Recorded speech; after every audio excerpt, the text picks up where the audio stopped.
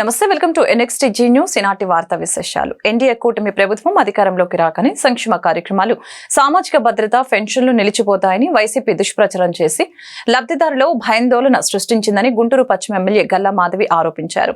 రాష్ట్ర ముఖ్యమంత్రిగా నారా చంద్రబాబు నాయుడు ప్రమాణ స్వీకారం చేయగానే సామాజిక భద్రత, పెన్షన్లు పెంచారని గుర్తు చేశారు. ఇక రాష్ట్రంలో జనరంజక పాలన సాగుతుందని స్పష్టం చేశారు. ఆదివారం గుంటూరు పశ్చిమ ఎమ్మెల్యే కార్యాలయం ఆవరణలో సామాజిక భద్రత, పెన్షన్ల పెంపును స్వాగతిస్తూ సీఎం చంద్రబాబు నాయుడుకు కృతజ్ఞతలు తెలుపుతూ లబ్ధిదారులు ఆయన ఫ్లెక్సీకి పాలాభిషేకం చేశారు. ఈ కార్యక్రమంలో ఎమ్మెల్యే గల్లా మాధవి పాల్గొన్నారు. ఎమ్మెల్యే పాలాభిషేకం చేసిన అనంతరం పెన్షన్ లబ్ధిదారులకు స్వీట్స్ పంచి వారితో ఆనందాన్ని పంచుకున్నారు. ఈ మేరకు మాధవి మీడియాతో మాట్లాడారు. రాష్ట్ర ముఖ్యమంత్రి నారా చంద్రబాబు నాయుడుకి ప్రతి ఒక్కరూ రుణపడి ఉన్నారని చెప్పారు.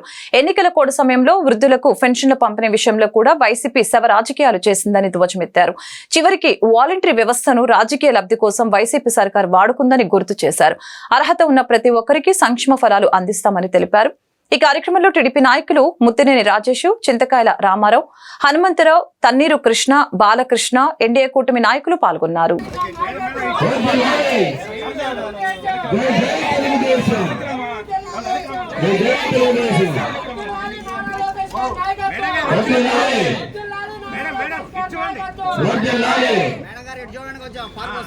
పాలాభిషేకం జరుగుతోంది. అందరూ చప్పట్లతోటి ఆశీర్వదించాల్సిన కోరుతా ఉన్నాం.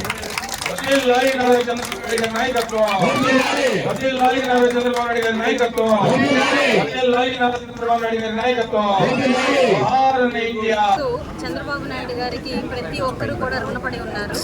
పెన్షన్ని ముందు మీద ఎన్నో రెట్లు పెంచడం జరిగింది. 2,000 రూపాయల నుంచి ఈ రోజు 4,000 రూపాయలు పెన్షన్ పెంచడం జరిగింది. అలాగే వికలాంగులకు కూడా 3,000 రూపాయల నుంచి 6,000 రూపాయలు పెంచడం జరిగింది. అంటే ఇప్పుడు దాకా ప్రచార భాగంలో, దుష్ప్రచార భాగంలో అని చెప్పుకోవచ్చు. గడిచిన ప్రభుత్వము వచ్చి రాగానే, తెలుగుదేశం ప్రభుత్వం, ఈ కూటమి ప్రభుత్వం వచ్చి రాగానే పెన్షన్లు ఎత్తేస్తాం, ఎలాంటి సంక్షేమము ఇవ్వము అని దుష్ప్రచారాలు చేస్తూ వచ్చారు. ప్రతిదీ వాళ్ళ మనసుల్లో భయాందోళనలు నింపారు.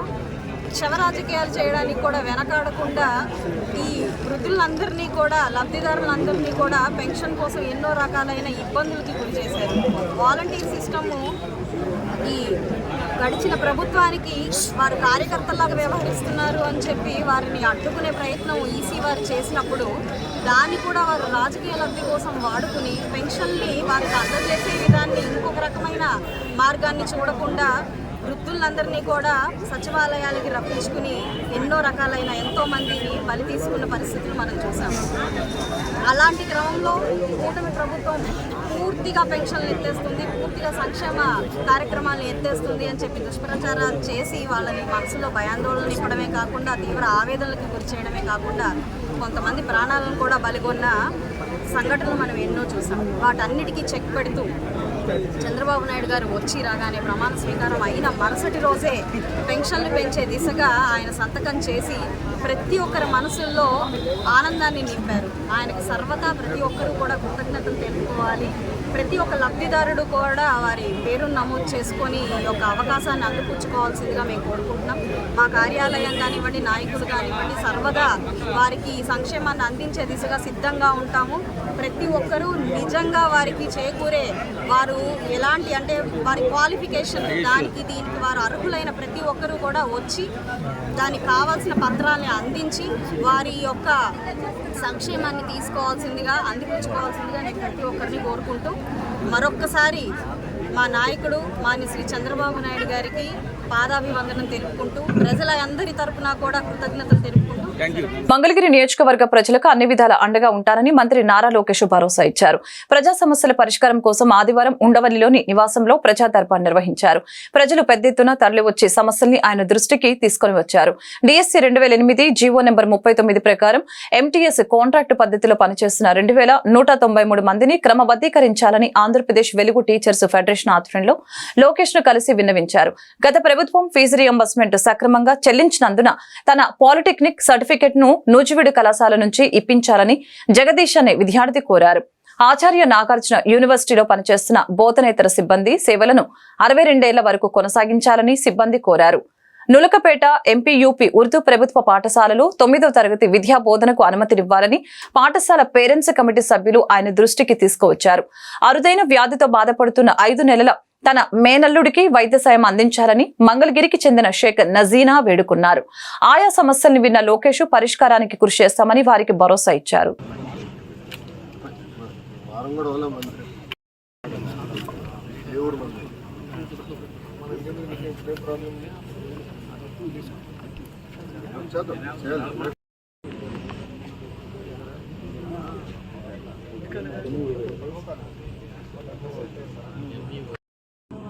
నేను చూసుకుంటాను. ఇప్పుడు బుజీ ముందర కాళ్ళు కెమెరా బాబు కెమెరా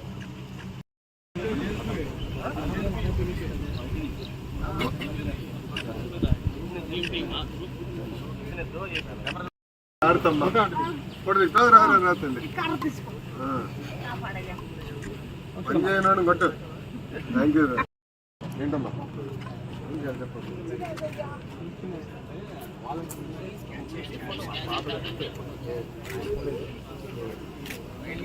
వాలంటీర్ డబ్బులు ఇచ్చేస్తూ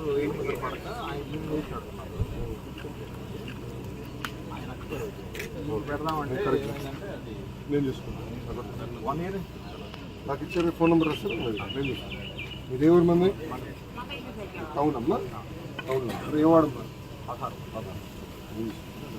ఆరోగ్య ఆంధ్రప్రదేశ్ నిర్మాణానికి చర్యలు తీసుకుంటామని మంత్రి సత్యకుమార్ తెలిపారు. వైద్య ఆరోగ్య శాఖను పూర్తిగా ప్రక్షాళన చేస్తామని తెలిపారు. గత ప్రభుత్వంలో జరిగిన అక్రమాలపై శ్వేతపత్రం విడుదల చేస్తామని అన్నారు. గత ప్రభుత్వంలో నాడు నేడు ఆరోగ్యశ్రీలో జరిగిన అక్రమాలపై చర్యలు తీసుకుంటామని హెచ్చరించారు. వైద్య కళాశాలల ఏర్పాటులో అప్పటి ప్రభుత్వం నిబంధనలు పాటించలేదని ఆరోపించారు. క్యాన్సర్ ముందస్తుగా గుర్తించి చికిత్స నివారణకు చర్యలు తీసుకుంటాం. వైద్య ఆరోగ్య శాఖ సిబ్బంది సంక్షేమ ఆసుపత్రిలో సౌకర్యాల కల్పనకు కృషి చేస్తాం. ఎయిమ్స్ తరహాలో ప్రభుత్వ ఆసుపత్రిలో వైద్యానికి చర్యలు తీసుకుంటామని సత్యకుమార్ తెలిపారు. ఈ మేరకు రాష్ట్ర వైద్య ఆరోగ్య శాఖ మంత్రిగా సత్యకుమార్ ఆదివారం బాధ్యతలు స్వీకరించారు. మెడికల్ ఎక్విప్మెంట్ కావాల్సిన మెడికల్ ఎక్విప్మెంట్ అందుబాటులో ఉండేలా చేయడం, గ్రామాల్లో కూడా ఆశా, ఏఎన్ఎం, విలేజ్ క్లినిక్ల ద్వారా మెరుగైన వైద్యం అందుబాటులో ఉండేలా చేయడం ఈ ప్రభుత్వ బాధ్యత. అందుకే మొట్టమొదటిగా ఇవాళ బాధ్యతలు చేపట్టున్న సందర్భంగా ఈ రాష్ట్రంలో విద్యను అభ్యసిస్తున్న 18 సంవత్సరాల లోపు పిల్లలు ఎవరైతే ఉన్నారో వాళ్ళందరికీ కూడా రాష్ట్రీయ బాల స్వాస్థ్య కార్యక్రమం ద్వారా స్క్రీనింగ్ చేయడం, అనారోగ్యం పాలు పడకుండా ప్రివెంటివ్ మెజర్స్ తీసుకోవడం, దాని మీద సంతకం పెట్టడం జరిగింది. ఇక రెండవ ఫైలు, ఈ రాష్ట్రంలో అత్యధిక మంది మరణం చెందుతున్నది క్యాన్సర్ ద్వారా. సగటున ప్రతి సంవత్సరం 48,000 మంది మహమ్మారి బారిన పడుతున్నారు, ప్రాణాలు కోల్పోతున్నారు.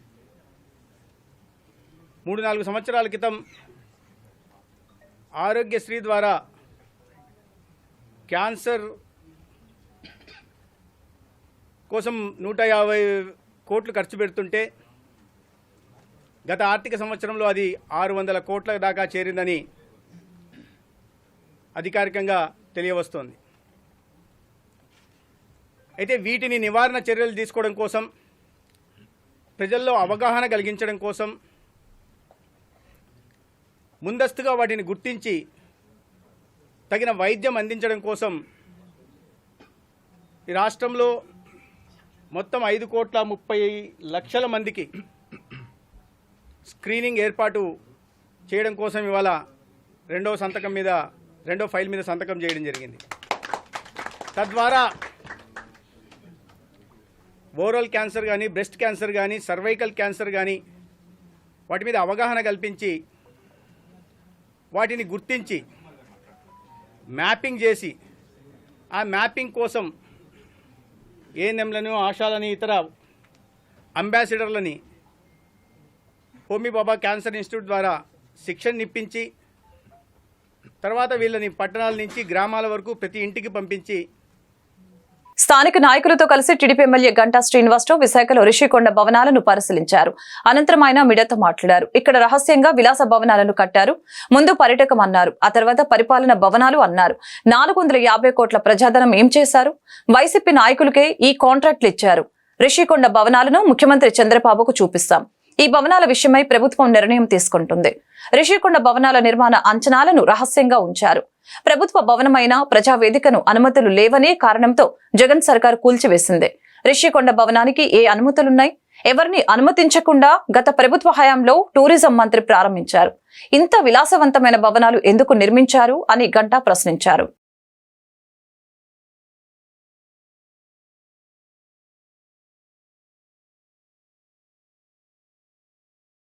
తాజ్మహల్ రహస్యం ఏంటో తెలుసుకోవాలని ఒక ఉత్సాహం, ఆతృత ప్రతి ఒక్కరికి ఉన్న నేపథ్యంలో ఈరోజు దాన్ని ఓపెన్ చేసి మీడియా సమక్షంలో అందరూ కూడా చూపించడం జరిగింది. సాక్షాత్తు చంద్రబాబు నాయుడు గారు, అలాగే పవన్ కళ్యాణ్ గారు వాళ్ళు కూడా ఇక్కడ ఏమవుతుందో తెలుసుకోవాలని ఇక్కడికి రావడం కోసం ప్రయత్నం చేస్తే ఆ రోజు నిర్మానుష్యంగా వాళ్ళని కూడా అడ్డుకోవటం, చివరికి ఇక్కడికి రావడానికి ప్రయత్నించిన వాళ్ళ మీద అక్రమ కేసులు కూడా పెడితే ఈ రోజుకి ఇంకా మా సందీప్ కానీ, శ్రీనివాస్ ఇటువంటి వాళ్ళు మా వాళ్ళు ఎంతోమంది ఇంకా కేసులకి కోర్టుల చుట్టూ కూడా తిరుగుతా ఉన్నారు. శ్రీవారి దర్శనానికి తిరుమలలో ఆదివారం భక్తుల రద్దీ భారీగా నెలకొంది. వైకుంఠ క్యూ కాంప్లెక్స్, నారాయణగిరి షెడ్లు నిండిపోయాయి. రింగు రోడ్డు మీదుగా ఆక్టోపస్ భవనం వరకు సుమారు 3 కిలోమీటర్ల మేర భక్తులు క్యూ లైన్లలో బారులు తీరారు. వీరికి శ్రీవారి దర్శనం కోసం 36 గంటల సమయం పడుతుందని టీటీడీ ప్రకటించింది. క్యూ లైన్లలో ఉన్న భవనాలకు కావాల్సిన ఏర్పాట్లను అధికారులు ఎప్పటికప్పుడు పర్యవేక్షిస్తున్నారు. త్రాగునీరు, అన్నప్రసాదాలు, పాలు అందిస్తూ ఉన్నారు. ఈ రద్దీ సోమవారం వరకు కొనసాగే అవకాశం ఉంది.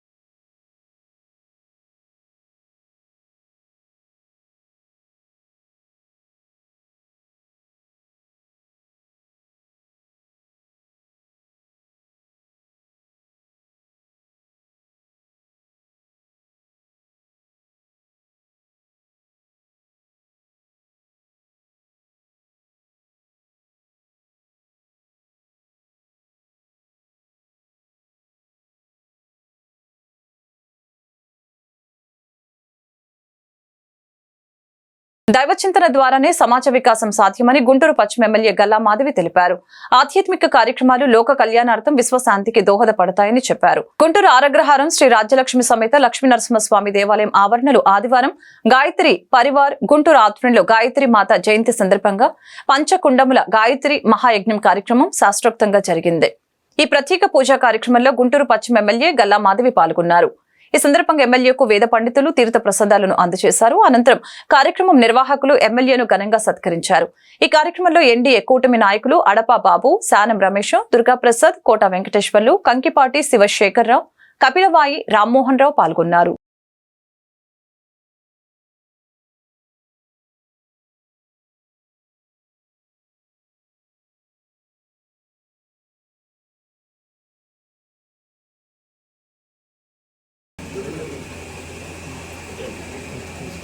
విజువల్స్ మీద రాసేద్దాం.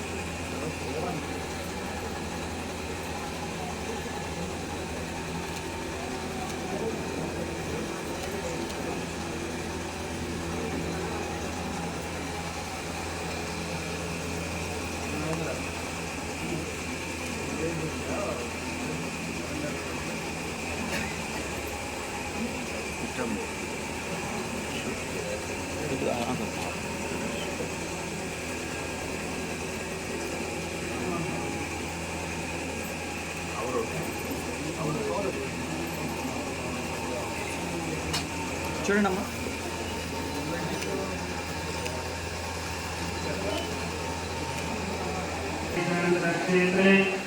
శ్రీ రాజ్యలక్ష్మీ సమేత లక్ష్మీ నృసింహస్వామి దేవస్థాన ప్రాంగణే మాసానం మాసోత్తమే జ్యేష్ఠమాసే శుక్లపక్షే తిథౌ దశమ్యాం. ఇవాళ ఆదివారం దశమి తిథి. అలానే గంగా దశమి యొక్క విశిష్టత గురించి చెప్తున్నాను మీకు. ఇవాళ విశిష్టత భగీరథుడు కొన్ని వేల సంవత్సరాలు తపస్సు చేసి గంగామాతను భూమికి తీసుకొచ్చిన రోజు, విశ్వామిత్ర మహర్షి గాయత్రి మాతని దర్శించుకున్న రోజు, అంటే ప్రత్యక్షం చేసుకున్న రోజు అన్నమాట. అట్లానే వేదిక మీద చూస్తున్న అప్పట్లో వేదమూర్తి తత్వనిష్ట శ్రీరామచంద్ర ఆచార్య గురుదేవులు గాయత్రి శక్తిని పొంది శివరాంగంలో నేను ఇంకా 5 సంవత్సరాల తర్వాత గాయత్రి అంటే ఈ రోజు నేను శ్రీరాన్ని వదిలిపెడతానని చెప్పిన రోజు అన్నమాట.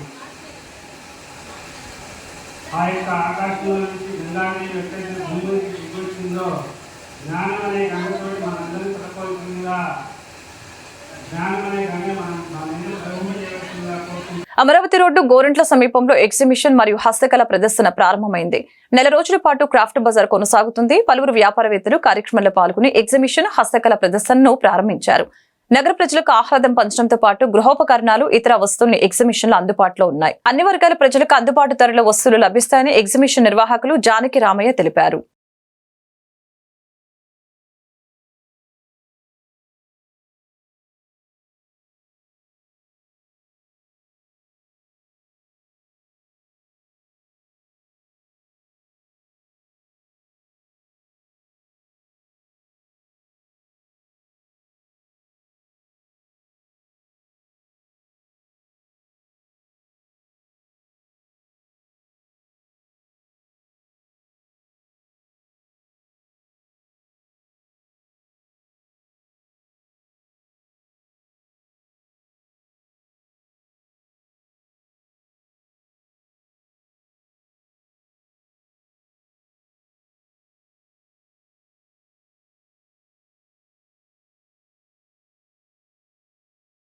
గుంటూరు పట్టణంలో మనకి ఇప్పుడు అమరావతి అనేది స్వేచ్ఛగా కావాలనుకుని వచ్చింది.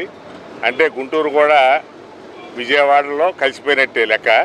దాని మధ్యలో గుంటూరుకి విజయవాడ మధ్యలో ఇప్పుడు గోరుంట్ల అన్నమాట. డెవలప్ అయ్యే ఊరు గోరుంట్ల అప్పుడు ప్లేస్గా. ఈ గోరుంట్ల కూడా ఎగ్జిబిషన్ అంటే గుంటూరు గుంట గ్రౌండ్లో పెడతారు. అంతేకాకుండా మన గోరుంట్ల పట్టణం ప్రజలు కూడా మాకు కూడా అందుబాటులో విధంగా కావాలి అనుకునే విధంగా ఉంటే ఇది 4వసారి నేను గోరుంట్ల పట్టణంలో ఎగ్జిబిషన్కి ఏర్పాటు చేయటం. చాలా సక్సెస్ఫుల్గా ఈ చుట్టుపక్కల అందరూ కూడా అలా దూరం వెళ్ళకుండా చాలా దగ్గరగా పెడతాం కూడా సంతోషం అన్నారు. అలాగే మన గ్రౌండ్ సుబ్బారావు గారు కూడా మాకు కాదు అనకుండా ఎప్పుడు వచ్చినా కానీ పెట్టుకోండి, మీరు రావడం మాకు సంతోషం. ప్రజలందరూ కూడా చాలా హ్యాపీగా ఉన్నారు. దగ్గరలో ఎగ్జిబిషన్ వచ్చింది, దూరం వెళ్ళవలసిన లేదని అన్నారు. ఈరోజే మేము ప్రారంభోత్సవం జరిగింది. ఇది 4 రోజుల పాటు ఉంటుంది. సాయంత్రం 5 గంటల నుంచి రాత్రి 10 గంటల వరకు ఉంటుంది. దీంట్లో giant wheel, Columbus, dragon, break dance, సొలంబో, ఇంకా అలాగే చిన్నపిల్ల ఐటెంలు, తిరుబండరాలు, ఇంటికి కావాల్సిన సామాగ్రి, మహిళలకు సంబంధించిన సామాగ్రి, గేమ్స్ అన్నీ ఉంటాయి. కాదే స్మాల్ అన్నమాట. స్మాల్ అయినా అందుబాటులో ఉండే విధంగా ఏర్పాటు చేయగలిగింది. ప్రజలందరూ కూడా మీ గోరుంట్ల పట్టణంలో మేము ఏర్పాటు చేసాం కాబట్టి అందరూ ఆనందంగా వచ్చి వెళ్ళవలసిందిగా కోరుతున్నాం. స్పెషల్ ఏం లేదండి, మన జైపూర్ ప్యాలెస్ ముఖద్వారంతో ఏర్పాటు చేసాం. అంటే ఫుట్ హోల్స్ కానీ అన్నీ బాగుంటుంది. ఇంకా ఏంటంటే ఒక్కొక్క టైము ఒక్కొక్క ప్యాలెస్గా ఏర్పాటు చేయడం అనేది జరుగుతుంది. ఇప్పుడు ఈ సంవత్సరం జైపూర్ ప్యాలెస్తో ముఖద్వారంతో మనం గేట్ అనేది ఏర్పాటు చేయడం జరిగింది. ఈ జెయింట్ వీల్ కూడా అతి పెద్దదండి. మనం ఇప్పుడు గుంట గ్రౌండ్ కన్నా పెద్ద జెయింట్ వీల్. అంటే గోరుంట్ల అనేది అంత జెయింట్ వీల్ అవసరం లేదు. కాదే జనం కావాలి, మాకు ఐటెం కావాలి అంటున్నారు. అందుకే భారీ ఎత్తున కూడా మేము అరేంజ్మెంట్ చేయడం జరిగింది. తన హామీలను వెంటనే అమలు చేయాలని, ఏపీకి ప్రత్యేక హోదా అవసరం లేదన్న వారిని దుర్మార్గులుగా చూస్తామంటూ ప్రత్యేక హోదా సాధన సమితి అధ్యక్షులు చెరసాని శ్రీనివాస్ అన్నారు. ఆదివారం ప్రత్యేక హోదా సాధన సమితి ఆధ్వర్యంలో జరిగిన రౌండ్ టేబుల్ సమావేశంలో ఆయన మాట్లాడారు. విభజన హామీలు అమలైతేనే రాష్ట్రం బాగుపడుతుందని తెలిపారు. గతంలో రాష్ట్రం శ్రీలంక అవుతుందన్న వారు తాజాగా ఇష్టం వచ్చినట్లు హామీలు ఇచ్చారు. రాష్ట్రం బాగుపడడం, భవిష్యత్తు కూడా ముఖ్యమే. తెలుగు జాతి హక్కుల కోసం రాష్ట్ర ప్రభుత్వం కాంప్రమైజ్ కావద్దు. కేంద్రం నుంచి హామీలు తీసుకోవడం కాదు, అమలయ్యేలా చూడాలి అని చలసాని శ్రీనివాస్ డిమాండ్ చేశారు. చంద్రబాబు జనసేన విభజన అంశాలపై మాట్లాడలేదు. నయనో భయానో చంద్రబాబు ప్రత్యేక హోదా తీసుకురావాలి. పోలవరంపై కుట్ర జరుగుతోంది. పోలవరానికి నిధులు ఇవ్వకుండా కేంద్రం మోసం చేస్తోంది. కేంద్ర ప్రభుత్వం 100% నిధులు ఇవ్వాలి అని చలసాని అన్నారు. అదేవిధంగా ఏపీలో మీడియాపై నిషేధం సరికాదు, ఇలాంటి చర్యలు ప్రజాస్వామ్యంలో మంచిది కాదు, నిషేధించిన ఛానల్స్ ను పునరుద్ధరించాలని చలసాని కోరారు. ఇవాళ ఆంధ్రప్రదేశ్ రాష్ట్రంలో ఉన్న 21 సీట్లు మోస్ట్ ఇంపార్టెంట్ ఆ ప్రభుత్వం మనుగడకి. ఈ సమయం అనేది బంగారు సమయం కనుక మిస్ అయిపోయామంటే మళ్ళీ ఈ 6 నెలల సంవత్సరం లోపల కనుక రాష్ట్ర ప్రభుత్వం మేము అంటే కాలర పట్టుకోమని అనట్లేదు, ఇప్పుడు నయానో భయానో రిక్వెస్ట్ చేసో ఏదో మనకు విభజన హామీలు కనుక తీసుకొస్తే రాష్ట్రం బాగుపడుతుంది. పూర్తి మద్దతు మీకు ఈ ఆసియాల సాధనలో ఈ గోల్డెన్ అవర్లో పూర్తి మద్దతుని అన్ని పక్షాలు సంపూర్ణంగా మీకు అందిస్తాయి. ఇవాళ విభజన హామీలు అమలైతేనే మనకు రాష్ట్రం బాగుపడుతుంది. పోలవరం ప్రాజెక్టు విషయంలో దుర్మార్గమైన కుట్ర జరుగుతుంది, గమనించండి. రేపు నుంచి భూపంతరాలు దద్దరేదట్టు ప్రకటనలు వచ్చేస్తాయి. రాతి మట్టి కట్టడం, ఈ కుట్రను అడ్డుకోండి. రిహాబిలేషన్ అండ్ రీసెటిల్మెంట్కి అవసరమైన 33,000 కోట్లు ఇప్పుడు పెరిగిన బడ్జెట్ ఏదైతే ఉందో అది ముఖ్యంగా కేంద్ర ప్రభుత్వం పూర్తిగా ప్రతి రూపాయి ఇవ్వాల్సిన అవసరం ఉంది. అది హామీ, ఇది కండిషనల్ బైఫర్కేషన్. 150 అడుగులు ఎత్తుతో నీళ్లు నిలబెట్టి 960 మెగావాట్లు తిప్పితేనే ప్రాజెక్ట్ పూర్తి అయినట్టు. పదే ఆ విషయం చెప్తున్నా నేను. 150 అడుగులు ఎత్తు నీళ్లు నిలబెట్టాలంటే రిహాబిలేషన్ పెట్టాలి.